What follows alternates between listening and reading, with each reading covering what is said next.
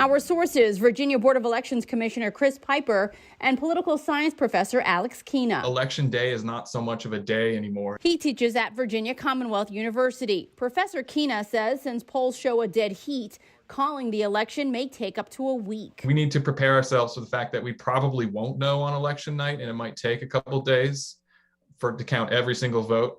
And that's just sort of the normal process to maintain secure elections. According to Elections Commissioner Chris Piper, more than 168,000 voters already cast ballots. I wanted to make sure my vote was counted. So voters, here's your timeline. The commissioner says all early in-person, mail-in, and absentee ballots will be processed until Election Day, but won't be counted until the polls close November 2nd.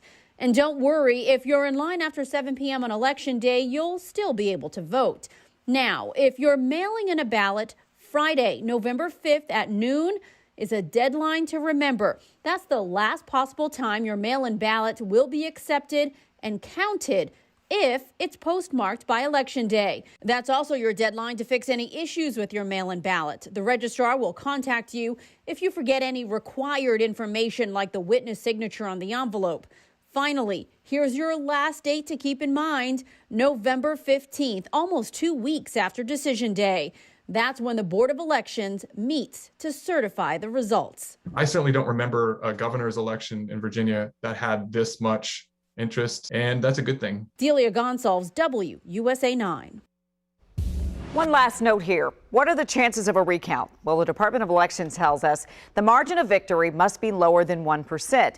If it's less than 0.5%, the Commonwealth pays for the recount. Anything above that, and the candidate who asks for it will have to pay the bill.